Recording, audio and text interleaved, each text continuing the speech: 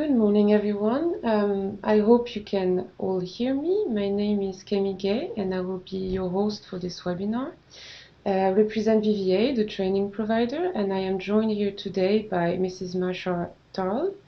The topic of our webinar today is soft skills and their added value in recruitment. It will be divided in 3 short sessions, each followed by a Q&A session. The first session is on the topic, what are soft skills? The second one will focus on soft skills and job seekers, and the last one on soft skills and employers. If you have any questions, please feel free to send them at any point in the live chat, and we will answer them during the event. Please also feel free to flag any technical issues in this chat. We would like to inform you that there might be a small delay between the live chat and the video, so it might be that when you pose the questions, we have a small delay in answering them. We thank you all for tuning in, and I will now give the floor to Mrs. Masha Tarl for a brief introduction and for the presentation. Thank you very much. Thank you very much, Camille. So my name is Masha Tarl. I'm based in Brussels, and I have been working as a communication and soft skills trainer and coach for about 10 years now. I've also had a career in communications and also teaching English, so soft skills are something that I'm very passionate about. And without further ado, I'm going to start today's webinar. We're going to be talking about soft skills, and I've divided the topic into 3 parts. We have divided it together so that we can also have your questions.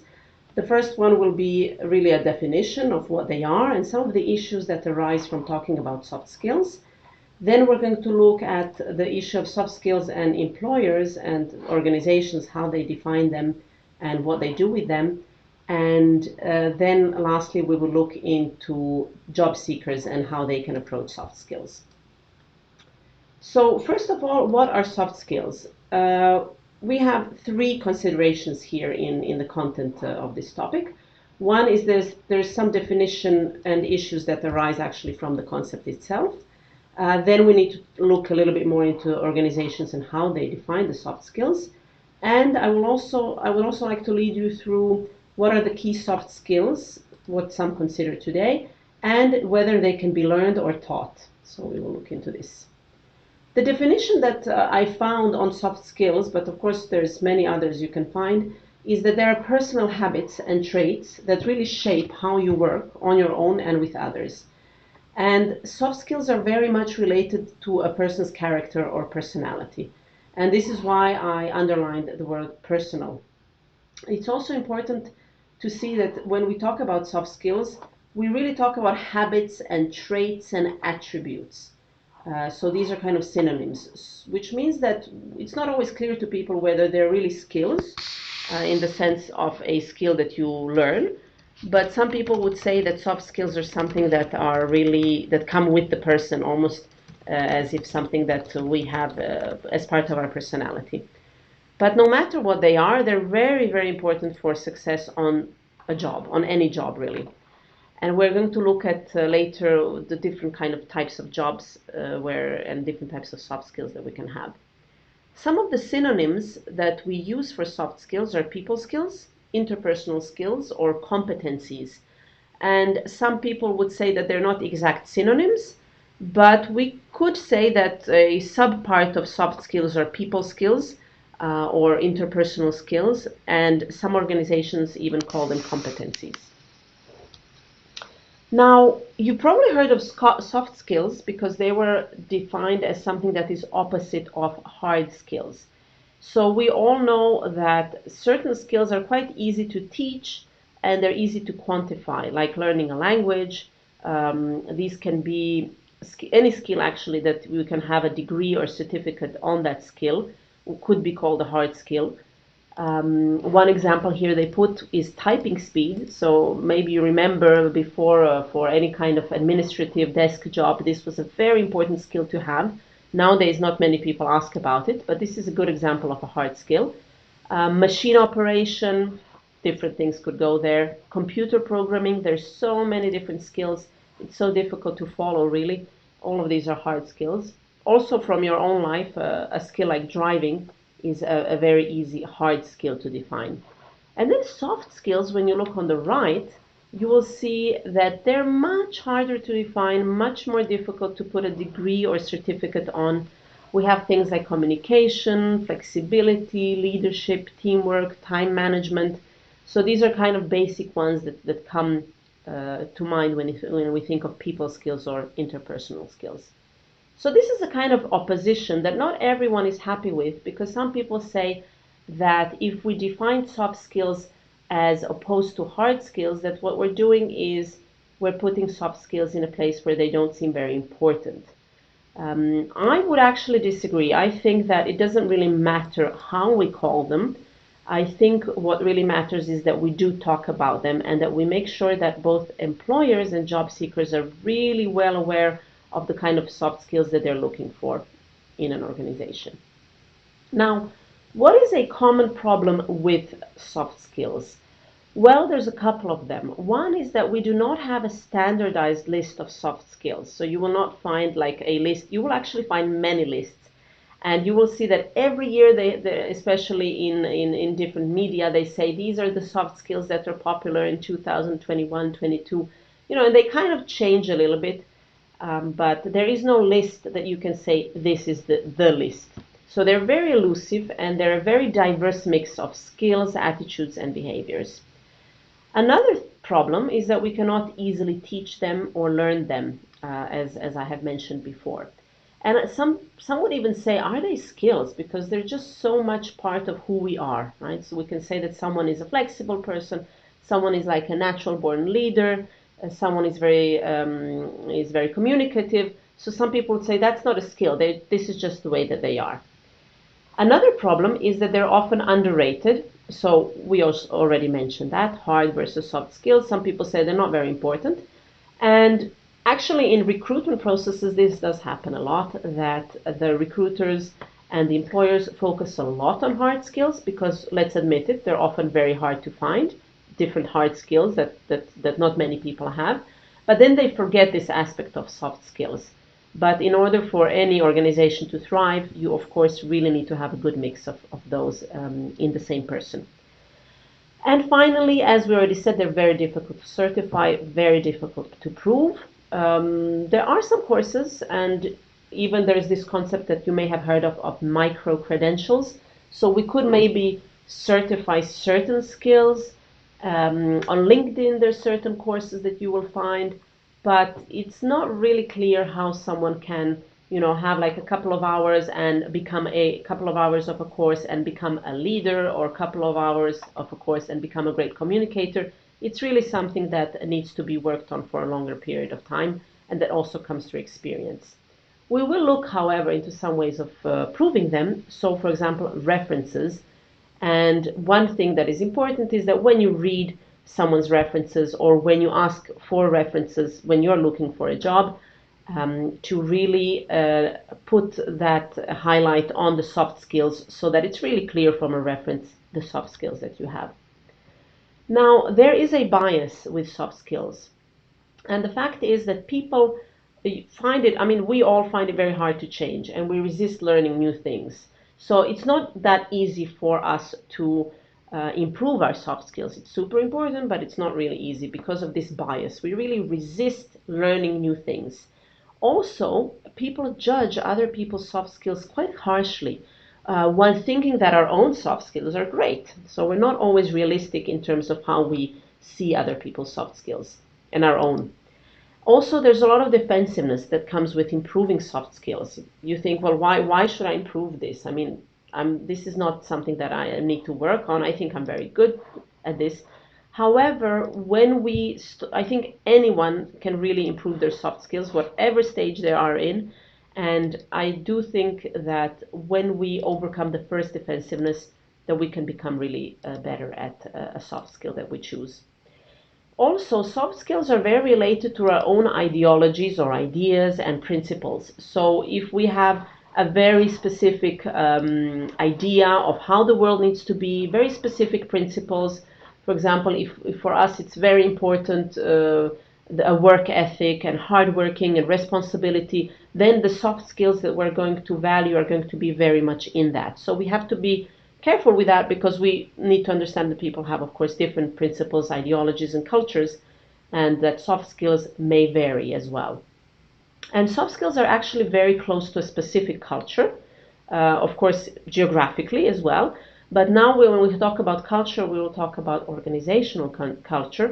And it is really clear, and I'm sure that any of you who have worked in different organizations have seen that what works in one company may not exactly work for another. So soft skills will change also from one company to another. I have put here an example of an organization and their classification of soft skills. Of course, really big organizations like the European institutions, they have, or even any private organization that is really big, they have kind of like, say, the luxury of creating their own system of soft skills. They do not officially call them soft skills, they call them competencies, and we could say that some of them are not absolutely soft skills, they're a little bit of, some of them could even be a little bit of hard skills. But I think this is quite an interesting classification, especially because it's new. So before there were 7 competencies, they were a little bit different. One of them was leadership. And so for those of you who have ever been preparing other people or yourself for one of these tests from the European institutions, you know that there was a different list. This one is really the updated one because that is going to come into effect in next year. So you can have a look here, the skills that they have kind of updated because they felt that their list of competencies was being a bit outdated. So they had this list of 8, which is critical thinking, the first one, analyzing, creative problem solving. Then they have decision making, getting results. Then they put here information management. So this is where I say the hard skills are a little bit there as well. Digital and data literacy. So this means this organization really wants people who have those skills. And they actually believe them to be a competency that is just going across all areas and that every person should have them. Self-management, I think that one sounds quite interesting. We're going to look a little bit later into what they are, some of them. Working together, this one is actually the same as the one that was there before. Learning as a skill is also one that was there before, so the capacity to always be learning. Communication, this is really the queen of all soft skills, it's always there. And we have a new one there, which is entrepreneurship. So this is really the capacity to be innovative inside the organization. So I just wanted to go into detail into 1 or 2 of these so that you see how a big organization such as the EU institution is really defining a competency. Self-management, which is a new one, it says that this is how someone organizes their own work, sets goals, manages times effectively, demonstrates, so shows self-motivation, a sense of responsibility, shows resilience. So this is interesting because resilience in the old classification was a competency, a soft skill in itself. So now they have put it here into self-management, and how the person has a positive attitude, how they really remain effective, efficient under a kind of changing, fluctuating workload, and how they are adaptable. So this is really an interesting skill that they put in here.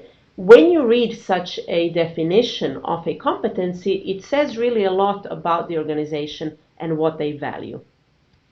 Another one is working together. So here what the EU institutions want, what they really value as a soft skill, as a competency, is that a person can collaborate across structures, because remember, they have a lot of DGs, a lot of different departments, right? So and actually a lot of different institutions as well. So they need people who can collaborate across all these different structures. Maybe this skill is not going to be important in a smaller organization, but for them this is really important. Also the sharing rather than of hoarding knowledge, right? So sharing with others, not just collecting knowledge for themselves. Being service-minded, this is also very interesting, this word. And then dealing constructively with conflict. So they want people who maybe don't avoid conflict, but know how to deal with it. And very importantly, can work in a multicultural, multilingual environment that really supports diversity and are respectful and inclusive of others. And this is one that I would really like to highlight, because this is a big one in the last couple of years, but especially for 2023. They are saying that because of the world that we are living in, very global, we are also working many people remotely, that this kind of skill of working in a multicultural environment is becoming ever more important. Now, the queen of soft skills, as I said, is definitely communication. And I think this is also why in my career I have focused a lot on training communication skills and coaching people in communication. So communication really covers a wide range of abilities, kind of demanding abilities, let's say, but they're very essential for many occupations. And I wanted to here include occupations that also EURES is dealing with when we talk about job mobility. You have nurses, you have teachers. There's going to be, of course, a lot of need for sales persons, for people who take care of the elderly. This is definitely in demand. So all of these professions are needing also communication. And any skill, any soft skill, can be then always divided into other sub-skills. And here they talk about building rapport, which is really how you build a relationship with someone, listening, asking the right questions, influencing, negotiating, networking, persuading, coaching others, mentoring, mediating between people who may have conflicts. So these are, when you look at them, they definitely don't seem soft, right? They're very important skills because they're really the basis of who we are. If we do not have these skills, we cannot work together, we cannot build things together, we cannot develop, and people cannot have a good career if they're not building on these skills. So very important skills in communication, and this is why I was always passionate about this skill, because it can really be declined into many sub-skills that can be taught. And I put here that the prince of soft skills is actually listening. And I put the highlight on that skill only so that I can show you that, of course, soft skills can be taught, but some skills, let's say, easier than others, especially communication, because we have a lot of literature already, a lot of trainings have been done on soft skills. So if there's one day someone is asking for what soft skills they can work on, I would definitely recommend to start with communication. And listening is a skill that can be taught. Each soft skill, as I said, can be divided into many sub-skills, and listening is very important because in many professions it's really a lot about active listening, like, for example, customer service, starting a conversation, resilience, like being calm under stress, etc. This is a book that I would recommend on people skills, on soft skills. It focuses very much on communication skills, but it is really an excellent book, an excellent read, and also if you ever want to create a course or recommend someone to read more about soft skills. The author, Robert Bolton, he divides them into 5 listening skills as the first one: assertion skills, so be able to stand up for yourself, conflict resolution skills, collaborative problem resolving, and then I like this last one, which is skills selection. This is really important because we can know a lot about skills, we can have a lot of soft skills, but if we do not know which soft skill to use in what moment, that can also be an issue, because we can kind of have some setbacks there. So just an example of the skill of listening. I actually did some courses, I gave some trainings on listening, and they can be just an example that they can actually be divided. Listening can be divided into sub-skills, which are attending skills. So what we do in these courses is we teach people how they can have a posture that shows that they're involved in the conversation, the kind of body motions that show that you're listening, the kind of eye contact that you have, how important it is to be in a non-distracting environment when you want to show and you want to listen to someone. So these are attending skills. Then we have following skills. So what we show the participant is how to have like door openers, which means how you can kind of create little moments where you can ask a person whether they're ready to talk about something, encourage them with certain words, not ask too many questions. Some of us ask a lot of questions, but actually listening is all about letting the other person speak, having some silences, and also then reflective skills. What we teach in these courses is how you can paraphrase what the person is telling you, how you can reflect their feelings back to them, how you can reflect the meaning of what they say back to them, and how you can summarize what they have said. And I'm sure that you have sometimes been in a situation where you have really felt that you were listened to. And when someone has the skill of listening, this is really a good skill to have. And I would say that really important one in terms of soft skills. So I would encourage you to start with that one. Okay, so I think we've done actually the first part. So I'm going to give over to Camille, who maybe has some questions from the audience. Yes, well, first of all, I hope that the sound issue is fixed and that you can all hear us correctly. If not, please let us know in the chat. If you have any questions regarding this first part of the presentation, please also write them in the chat. Because there is a slight delay, I might indeed start by asking one question myself. You talked at the end about how soft skills can be taught. What could be done to develop and obtain soft skills more broadly? Okay, so broadly is a very broad question. So what we would like to say is what can be done in terms of teaching soft skills at certain levels. I believe that the education system, we need to do something about it there, because it is often the case, and many of us have had this, if you have children, that you send them to school quite early. Actually, in some systems, like in Belgium, it is at 4 years old. 2.5 actually already, 3, 4 years old. Okay, it's almost like kindergarten, so the children are playing there, they're not sitting and learning.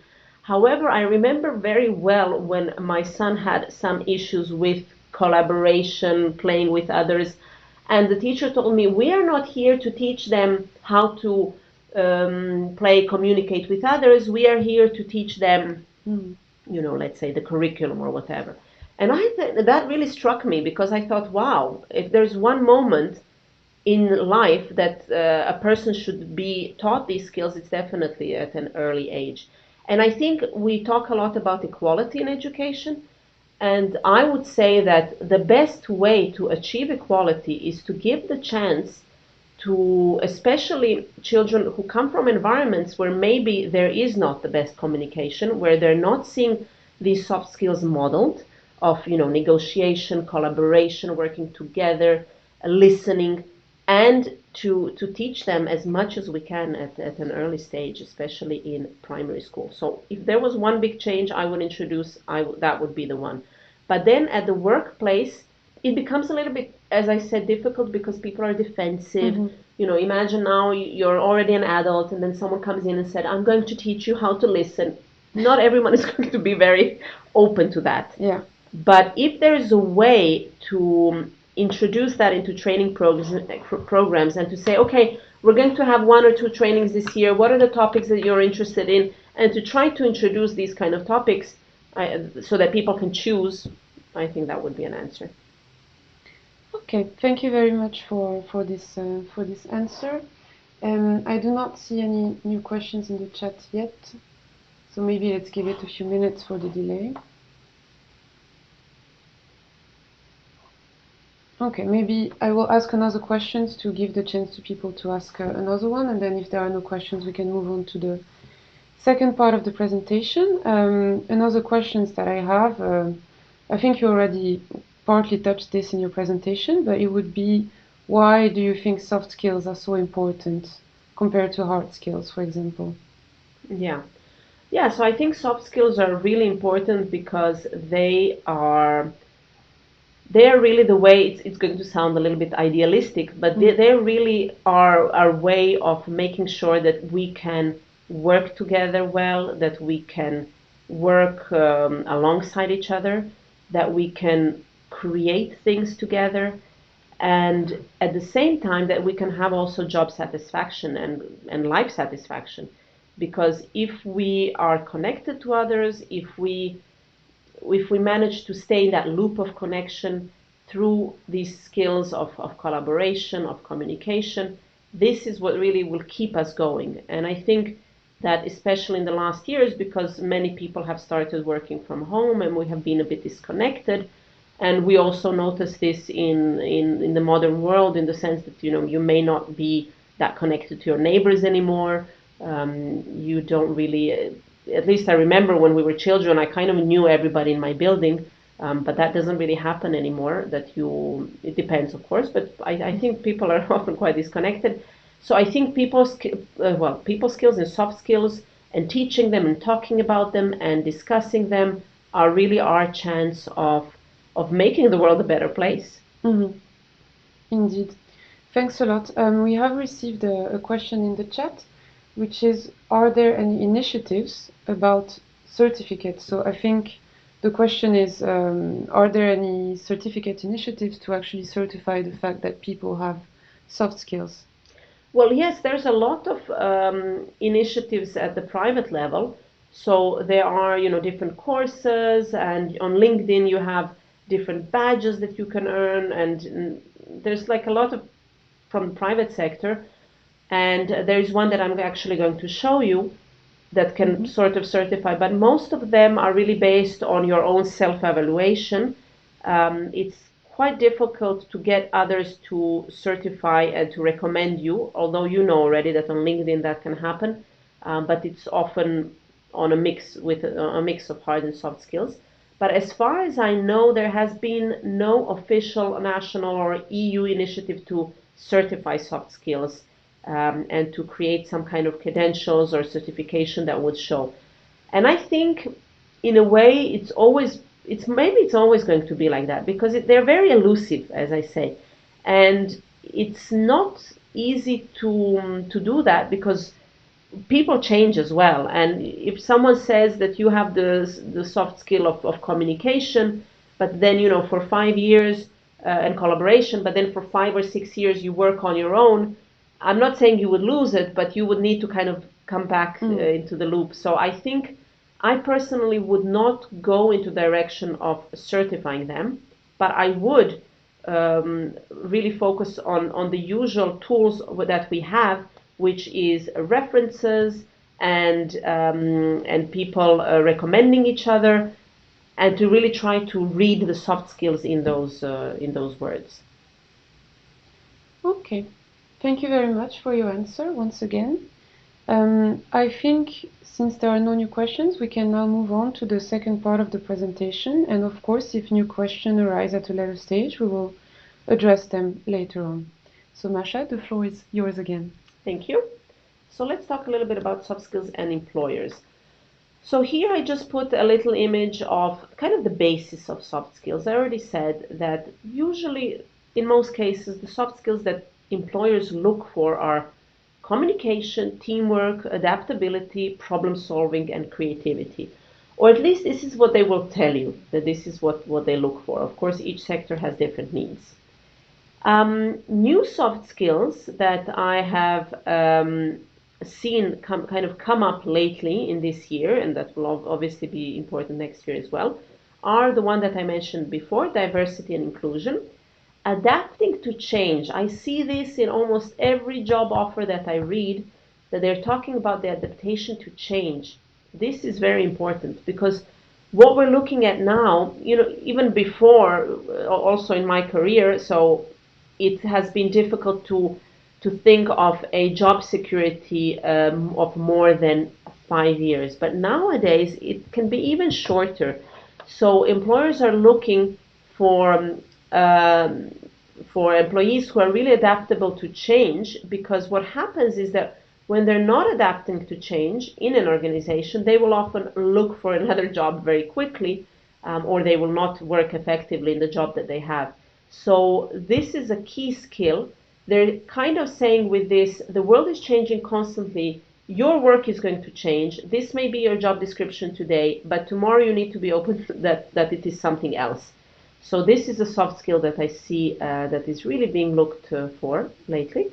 Remote working also doesn't sound like a skill in itself. I mean, now we all kind of know what it entails. But you have probably realized also that some people are better made for remote working than others. And I've noticed also that some people have actually been so demotivated by the fact that they don't like remote working, they're not good at remote working, that they also do not have maybe those digital literacy skills, or they do not enjoy this kind of world, and therefore they are missing out on a lot of opportunities, finding it very difficult to change work, to go back into the workplace with these kind of conditions. So for some people it's been great, for many people it's not been that great. So that soft skill is actually very much in demand as well. And the employers that know that they're going to be offering remote working, they better look for people who are really good at remote working and who like it, rather than people who really do not, right? We also have, there is a typo in my slide here, I will correct it later, sorry. The communication through video and images. So this is a soft skill that, again, it could also be thought of a hard skill, but actually because we do it also on a daily level with our mobiles, we need to have this as a soft skill. People are not only communicating now through words, through writing, but a lot through video and images. And I see a lot of the jobs are looking for that. And enthusiasm as well, because again, also with the situation that has happened, it's quite easy to be critical, it's quite easy to be a little bit down. So employers are looking for people who have enthusiasm. And again, you can say, well, someone is either enthusiastic by nature or they're not. However, it's something that also can be worked on to really find the positives, because there are positives. And it's true that when you recruit an enthusiastic person in your team, the whole atmosphere of the team changes. So I really understand that that's a skill that people want. Now, I just want to mention here for employers that there's this approach to interview that sometimes, of course, in bigger organizations, they have a lot of processes and they often work with consultants, and they have a very nice streamlined way of recruitment. So they know exactly what they're doing in that process. The processes are admittingly often very long and frustrating for the candidates, but of course, the wins at the end are quite big. So these big organizations that have these very high-level jobs, we understand that it's very their processes are very high level. But I would really invite all employers to look at their own recruitment process and to think of the traditional interview versus the competency or the skill-based interview. The traditional interview, you're going to often have random questions, very predictive questions. In these interviews, it's quite easy to be outsmarted by the candidate. It depends a lot on the employer, how they feel about the candidate. They're kind of assessing the candidate in a very superficial way. Maybe there's just like a good atmosphere, there's a nice conversation going on, and they just ride on that. They kind of analyze the candidate based on a general impression. And of course, these interviews are going to leave a lot of scope of error. So maybe you're going to have a nice rapport, but sometimes when you hire a candidate, just based on a general traditional interview, you might then later regret it, because you probably know that there's only a 50% chance that actually the candidate is going to be successful in the job. So in order for us to increase that 50%, it cannot be increased to 100, but at least maybe to 55, 60, we want to go and move towards the competency-based interview, where we really look at the skills that we're looking for, either hard skills or soft skills, and target each question for a particular skill. We want to give them situational based questions. So, so either it could be, imagine you are in this situation and then you need to kind of answer on what you would do in a situation, or based on your past situations and past experience, have you ever been in a situation where the team working failed? Have you ever been in a situation where your superior was disappointed with the work that you did? What you're doing is you're asking for very concrete situations. You are getting honest answers, of course, not always, because up to a certain extent these interviews can be prepared, but still it's almost impossible to prepare each one of these situational questions. So I would really invite employers to look into and to create more competency-based interviews. Also, what is interesting is that you can have a very deep dive in order to check very specific traits that you need. And also, you can have a analysis later. You can kind of evaluate together with the others in your company. You can look at the client and you can look at these answers and be like, okay, so these are the you can brainstorm on what they have said. And these kind of interviews are really striving to render accurate results. Now, interestingly, whenever I went in for an interview as a job seeker, I've noticed that almost in 90% of the cases we're talking about a traditional interview and not very structured. And I think it's really a pity because it doesn't provide a chance for the candidate to really show who they are and shine. They are often more difficult. So in a way, as a job candidate, I'm relieved in a way because I'm not going to have to answer very difficult questions. But on the other hand, I think it's not a win-win situation for both the employer and the job candidate. So I would encourage to focus a lot on competency-based interviews for employers, but even in EURES, I know that you are sometimes pre-interviewing, and I know that you don't often go into competency, but maybe you can just prepare the candidates for that already. Also, that also actually happens before the job interview. You have the job description, and I've noticed that the job description, it should usually talk about the purpose of the job, who the job reports to, the location, the salary, the skill, and the competencies. But let's remember, we said that we live in such a changing world. We know that these job descriptions are actually changing already. The moment it's printed, it's probably already changed what someone in the company needs the job candidate to be doing, the new employee to be doing. So what is better is to also create a person specification which really puts highlights the personal qualities that the individual will need to perform the job in question. This is where we're going to put the soft skills that we want, we really want the candidate then to show what are the essential elements that they have, the desirable factors, so that they can then when we go to the selection process, then we can also make a very targeted interview on that. But I would just also invite employers not to be afraid of making a very clear person specification. It is true that in a way you may let's say discard in a way someone from the beginning who may not be identified with that specification, because maybe they say, well, maybe they say, for example, well, I'm not very communicative, because they're very introverted, for example. But that actually is not the case, because you can also be an introvert and be a communicative person. So it's really about for each candidate to see in an honest way, okay, this is what they're looking for. Is this really me? So for example, if they need someone who's going to be networking in a sales position, who's going to be networking a lot with people, is this really me? Do I really like networking? Am I a natural networker?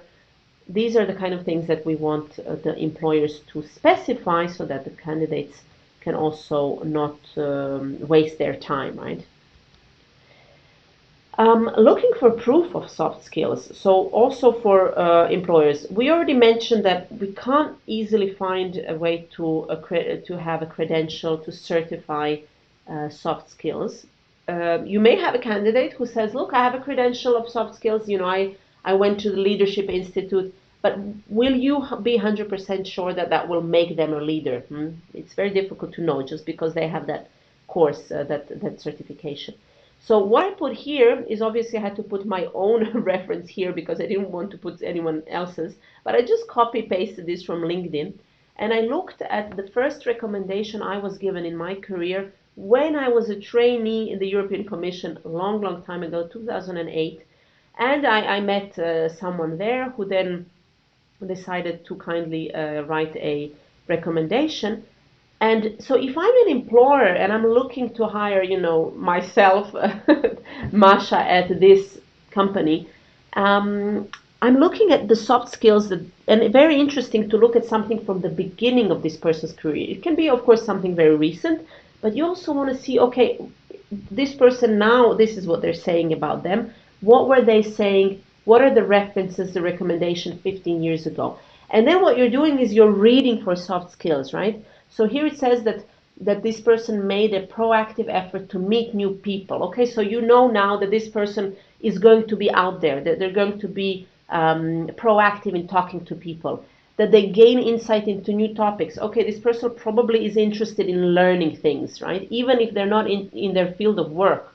Okay, so that could be very useful for a specific company. The team spirit as well, very important.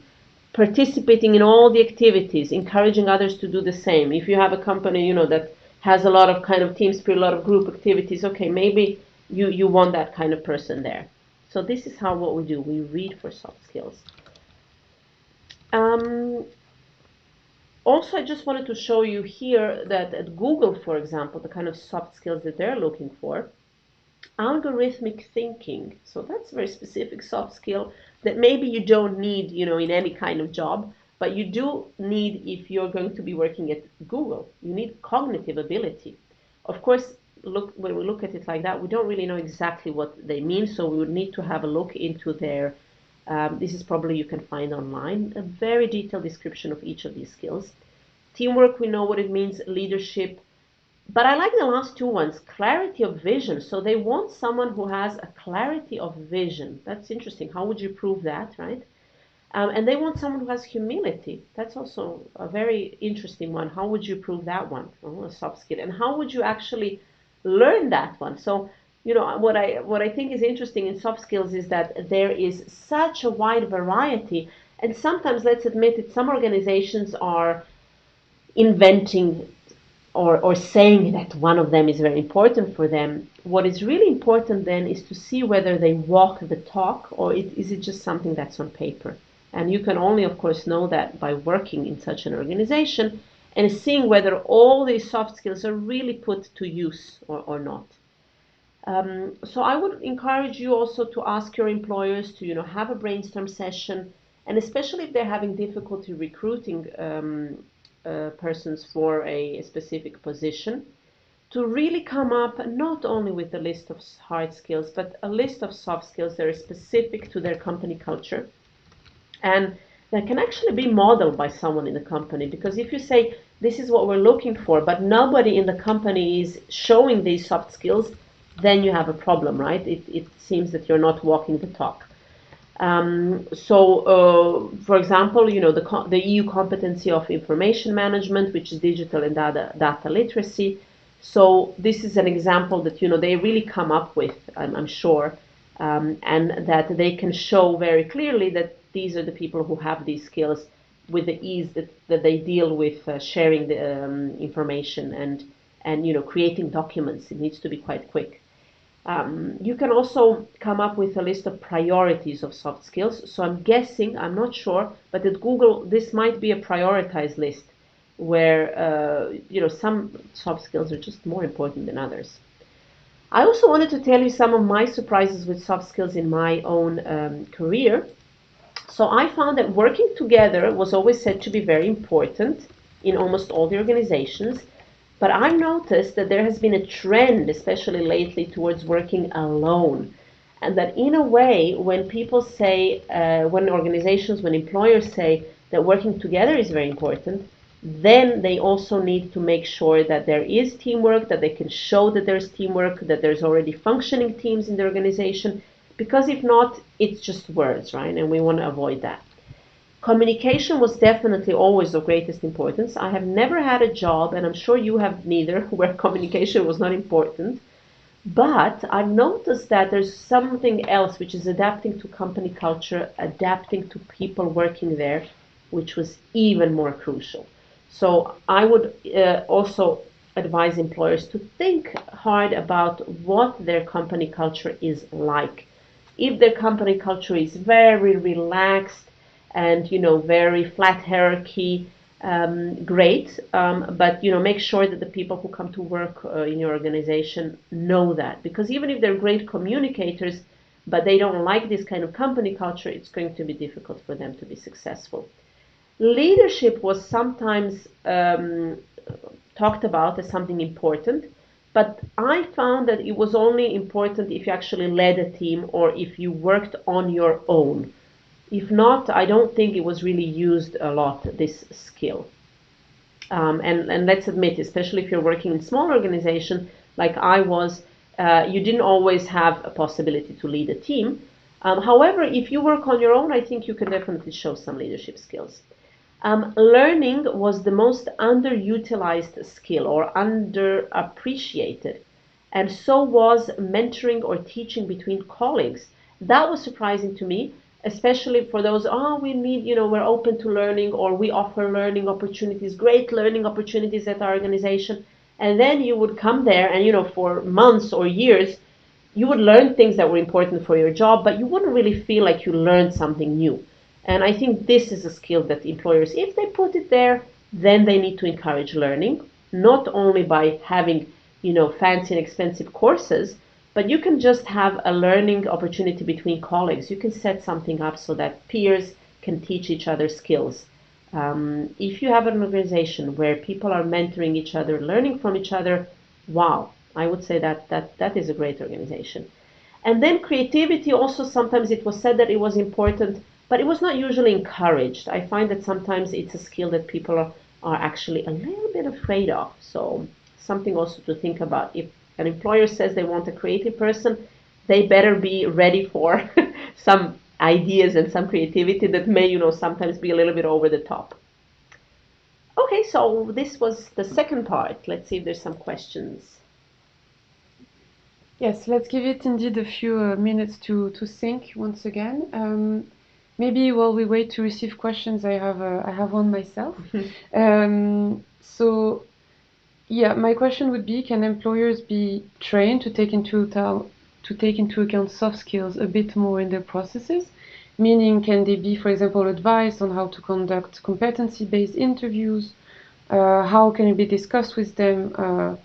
The possibility to include soft skills requirements in job vacancies and so on. Are there any initiatives like this that you know of? Mm-hmm. Well, yeah, I don't know any initiatives, but definitely there are consultancies that are very good at introducing, let's say, change management and HR processes into organizations. So I think big organizations are, in a way, at an advantage here because they can make sure that their employees are aware of soft skills, that they work on their soft skills, and that when they hire people that they really look at their soft skills. With smaller organizations, of course, the budgets are less. So I think what is really important here is to use the people that are in the organization. And I can tell you, it has not been often that I've seen that someone has, for example, proposed in an organization to have a peer-to-peer learning program, or because in most cases people think that it's just going to be very burdensome, that someone will have to take a lot of time off their hands, which they do not have. But I believe that all of these things about soft skills, a lot of them are common sense. A lot of them have to do with our own experience. I have shared some of my experience. You also have yours. So I don't think you need to have an expert to come in and tell you that you need to be aware of soft skills. It's just about making sure that you talk about these things and that you have ways in your organization to have workshops with your employees where you maybe even put those employees that are very interested in HR, very interested in people skills, that are very good at people skills. I mean, there's always an organization, and I've seen it everywhere, where you have someone who's excellent at speaking on the phone, who has an excellent telephone manner.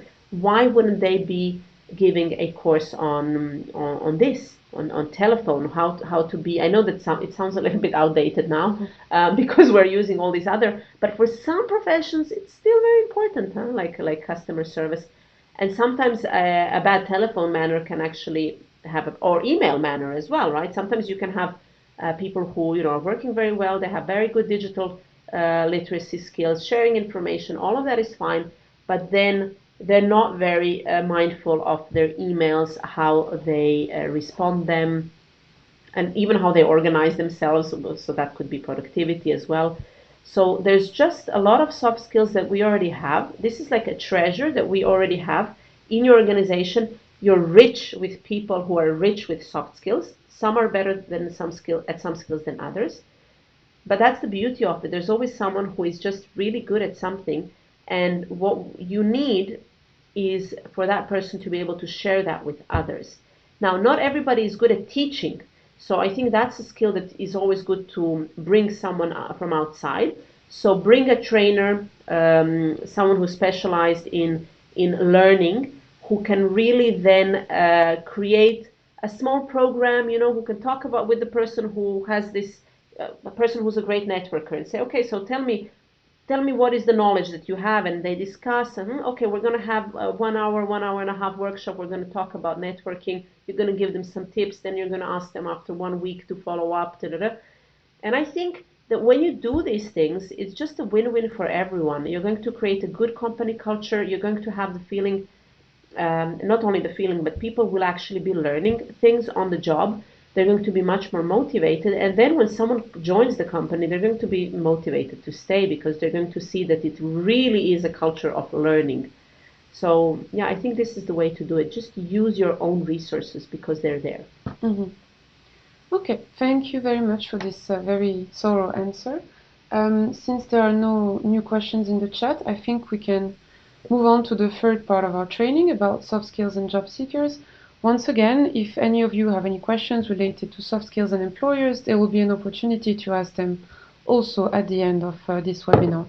So now I'll give the floor once again to Masha for the rest of the presentation. Thank you. Thank you, Camille. Okay, so let's go now to our last part, which is about soft skills and job seekers. So, question I will ask here is, are we born with soft skills? So, for those of you who have thought a lot about psychology and also the kind of nature versus nurture debate, whether we are born with the way we are or whether it's our environment that shapes us, you all know that it's really, the answer is usually really a mix of the two. Some people have actually an easier inborn temperament in the sense that they're more easygoing. I have 3 brothers, and one of my brothers has a very easy inborn temperament, very easygoing, and even that is not a guarantee of great people skills, but I can tell you that things were quite nice for him in the workplace because he just has this easy way of dealing with people, not conflictive, but also not avoiding conflict, just kind of smooth sailing, knowing how to treat people, knowing how to communicate with others, and just making a lot of friends also in the process. So people with an easier inborn temperament probably are at a little bit of an advantage. Some people, however, are at a disadvantage, and this is now what we are realizing also with this idea of diversity and inclusion. So we know this topic, of course, has to do with a lot of different issues like race or sexual orientation, but we also have the fact that we sometimes forget that some people also have other issues that may make them diverse, like neurodiversity. So a person could have autism, a person could have, ADHD, which is attention deficit with or without hyperactivity. They can have varying intelligence levels. They can have even mental health issues like depression. These persons, very important to be able to integrate them into the workplace. Also, sometimes a person does not have an issue like with depression, but then suddenly they do, and you still want to continue working. So these are some things that we need to consider, that temporarily, or actually simply the way that they are, a person may not have certain soft skills exactly in the same way that another person does.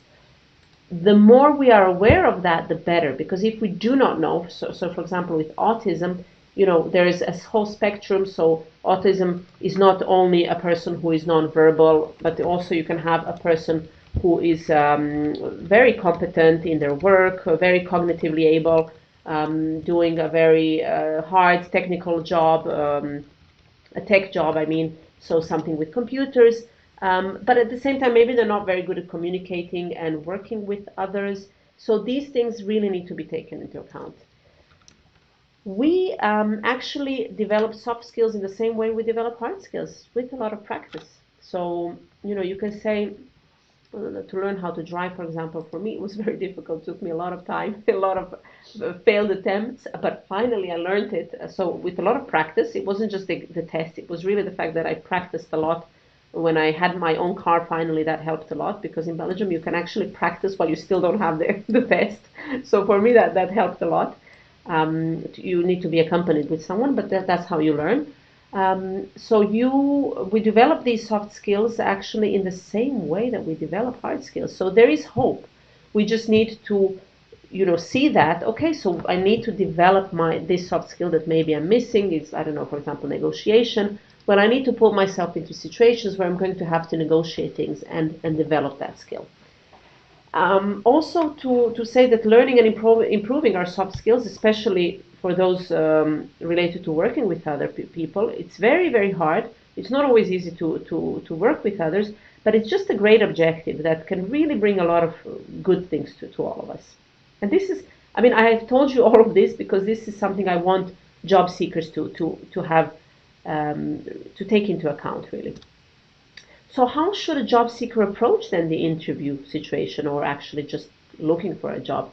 Well, they need to think, okay, which are really the soft skills that are relevant for my profession? Really to know that. They can look at that by talking to others, to looking at the job descriptions, and just trying to, underline all the words that have to do with soft skills, and saying, okay, this is the list of those soft skills that are relevant for my profession.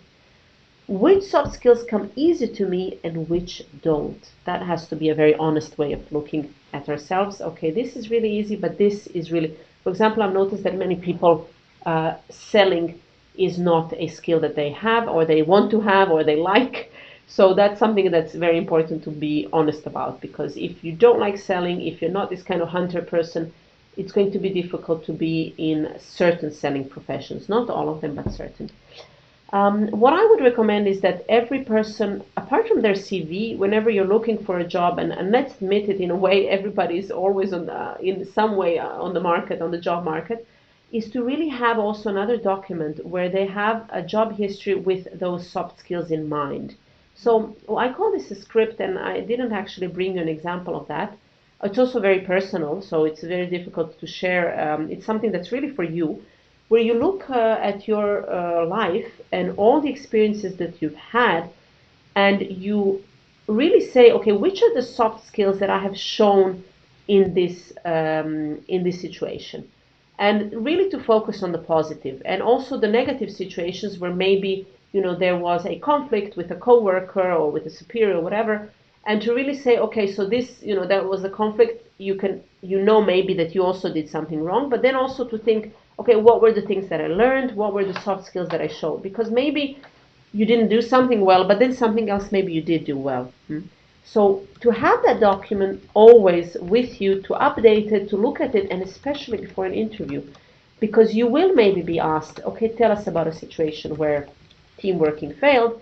And when you know that, okay, in my 4 jobs, there were situations in 2 of them where team working failed, and you remember very clearly what happened there, and you can explain that at the interview, and you can show the soft skills that you've had, you're going to be at a huge advantage, because you have actually put real effort into it, in the sense that you have prepared. And the people will know that you know yourself. And this is what soft skills is really about. You have to know yourself to also be able to then convince someone else to want to know you better, right? So for job seekers, some general tips is also, so as I said, think and know yourself, be honest with your own strengths and weaknesses. Also, be very creative as to finding stories or proof of your soft skills, and be ready to elaborate on these. Be ready to change and to improve certain soft skills, if that is what it takes to get a job or be promoted. This is really important. So this doesn't stop. If we start sleeping on our soft skills, then we're also not going to get anywhere in our career. If we want to get a different job or be promoted in our job, we want to be really set on improving our soft skills. And please, job seekers, just apply for jobs that are a good fit for both your hard skills and your soft skills. because in the end, this is really important. Even if sometimes you think you're missing some opportunities, it's not the best idea also to be disappointed then later in the job. The interview experience will also be much better and will not discourage you. You want to avoid bad interviews. And bad interviews are some of those where suddenly the interviewer realizes that you're actually not a good fit for the job. And you realize that they realized. So you want to avoid that. So try to apply only for jobs that are a good fit. I just wanted to show you here in my career how some soft skills were actually changing. Some of them were important in some positions, and in others it was other soft skills. In most of them it was communication, but at the beginning of my career I started to work as a personal assistant to a politician, and their time management was extremely important. Organization, multitasking, attention to detail, prioritizing, and of course communication. But I remember that was a very stressful environment. So if you're not good at prioritizing and attention to detail, probably not a good person to be a personal assistant to someone. Then I was working on my own as an English teacher in different companies. So first with children and then in companies and in organizations, in ministries in Spain. Here it was very important to have the skills of planning, also leadership, because the students needed to really have a guiding you and to follow you. Cultural awareness, very important. Sometimes you can say something that someone might be offended by, and communication.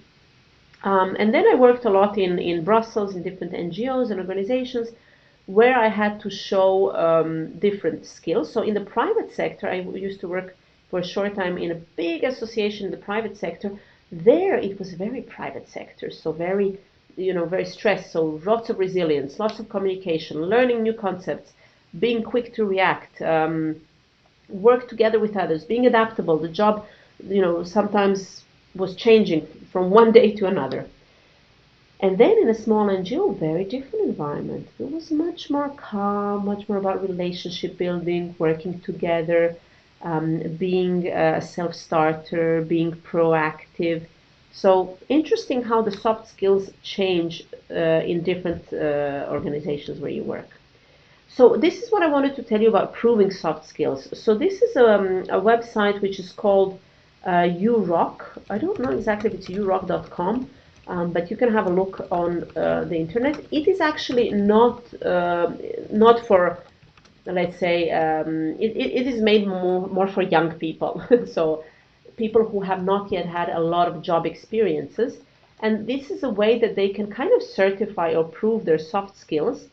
And what you do is you kind of fill out, like they ask you, have you ever, I don't know, led a, worked as a Scouts leader, or so you kind of have to respond to different questions that are relevant for people who have not yet had a work experience, but who have, of course, many different skills. And then the program gives you a kind of diamond, which shows you, which are your strengths, which are your main soft skills, and in what kind of quantity. So I did this for myself just to show you. I'm not sure how popular this is by young people, how much it is used, but this is just an example of what can be done with a program that kind of shows soft skills. I think it's quite nice and useful for employers to look into that, especially for young people. And it could be also good to have that at later stages of people's career. But of course, it's a little bit tricky because you can just sometimes answer the questions the way you want. So I would still say that the old school tool of references, reference letters, recommendations on LinkedIn, which are really nice and easy to give, I would focus a lot on that to see and prove someone's soft skills. And also, of course, on talking to people who this person has worked with before, and the competency interview, which is a great way. For job seekers, there's this common mistake in interview, which is really that they will be asked about a situation where team working failed, and then they will start talking about how team working is very important, and for me, team working is something that I value a lot, and when you have a good team. So you see what I'm saying, what I'm doing. I'm talking in a very general way. So huge mistake for a job seeker in an interview is to talk in a general way. They have heard it many times.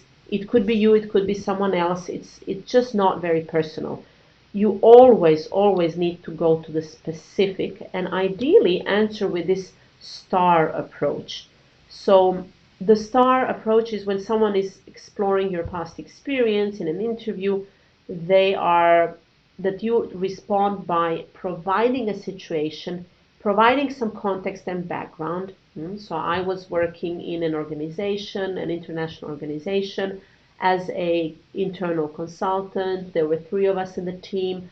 Our task, you have to describe then the task. We had to create a report.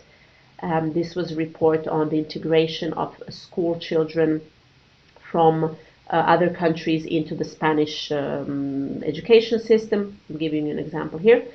And then action, explain what, well, actually the challenge, and there was a challenge. The team working kind of failed. So we had a team leader who wasn't very present due to some health challenges. So it was really on us to make sure that this report was done. And then, you can say what the problem was, and then what did you do and how did you resolve the problem? Then what were the results? Of course, you don't always have to say that everything was perfect, because let's say everything is never perfect. But you can say, well, as a result, we at least continued and we managed to make this report, we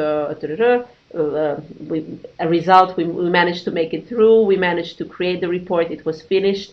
But then, of course, you can also say, what were the things that you learned, maybe what you would have done differently. So this is a beautiful way for an employer to really see who you are. And you're not perfect, but at least they see the way that you thought through things, how you dealt with the challenges, and what you learned from them. And just for the end, this is something that you will also get when you get the slide, is really some questions, also useful for the employer, but also for the job candidate to say, okay, so yeah, this is the kind of things that the employer actually wants to know. And it's a lot of details that they want. And we often, when we're in an interview, we don't want to give that many details. But please give as many details as you can without, of course, boring, making sure that people understand exactly the kind of assignment, the kind of stakeholders, because what they're looking for when they're listening, the employers, the people who are interviewing you, is they're looking for the similarities that may be to challenges that they have at their own organization, and to see how you would also deal with these. So there's absolutely nothing you can lose when dealing with this model.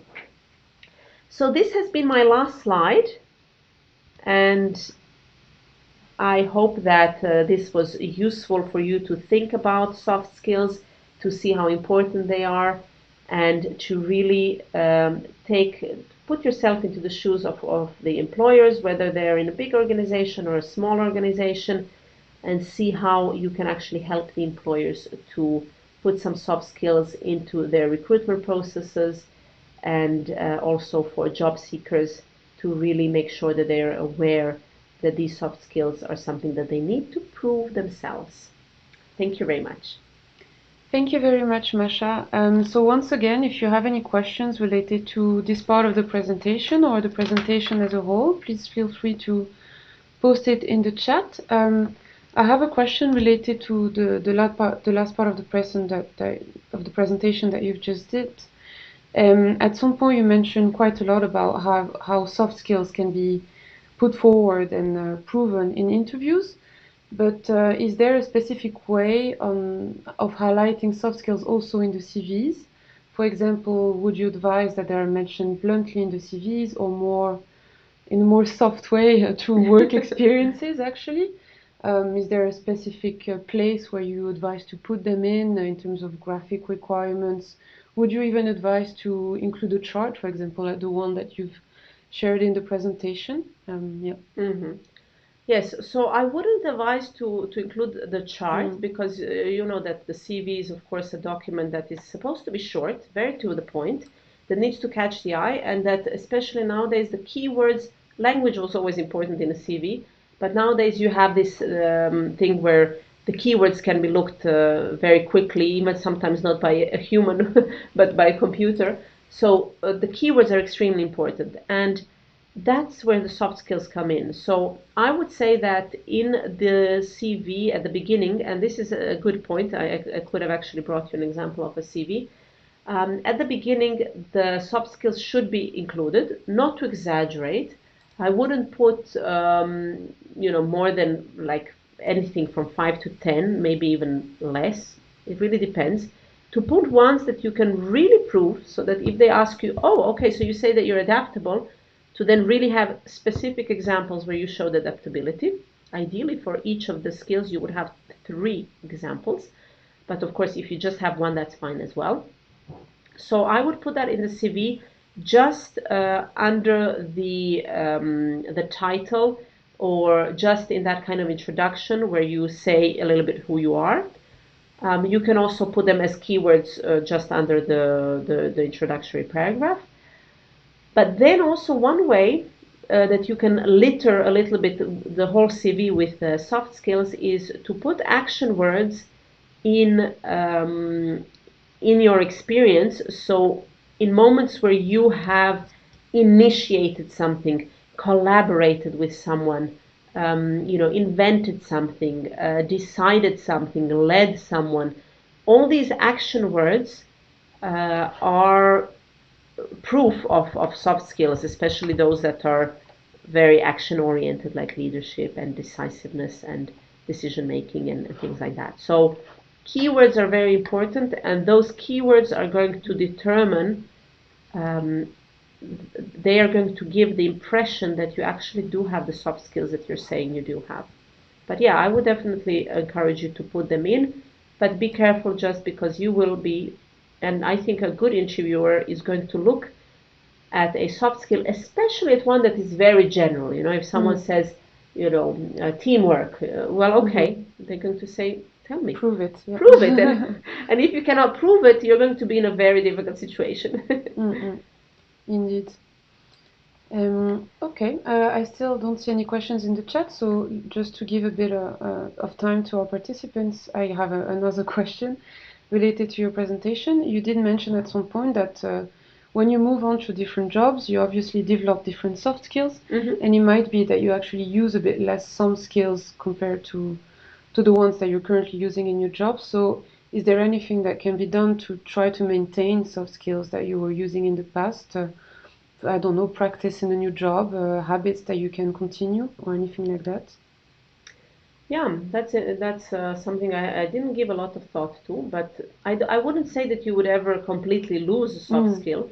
But it's true that if you're not using it a lot, it would be a little bit like, it would be kind of like a dusty book on a shelf, right? That you would. Yeah. So what I would recommend, and this is important always, is to always have activities in outside of, and I think this is just common sense recommendation, but very important, especially in today's world where, as I said, we're often disconnected, is to have activities outside of the workplace where you can practice soft skills. One example could be, if you like singing, you're singing in a choir. Or if you like cooking, you make some effort to, go and do some cooking classes with.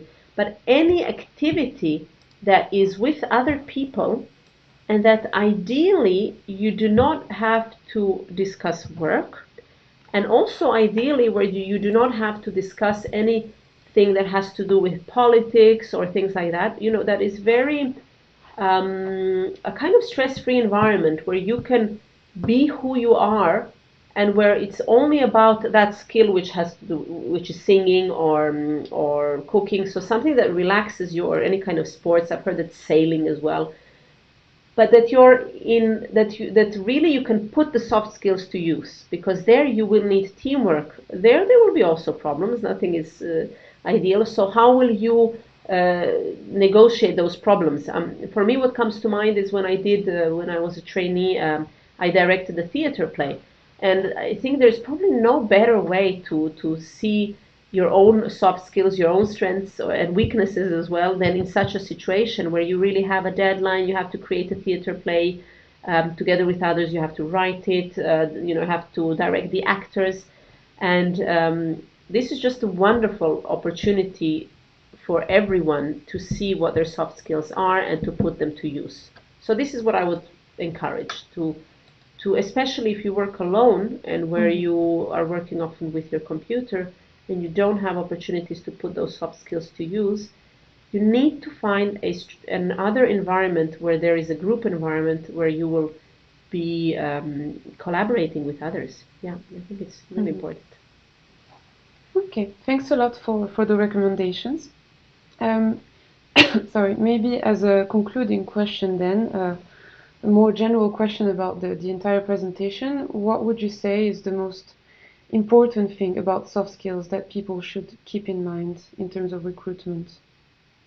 In terms of recruitment, from the side of the employer, or? In general, also for employees when they apply, or for employers when they hire.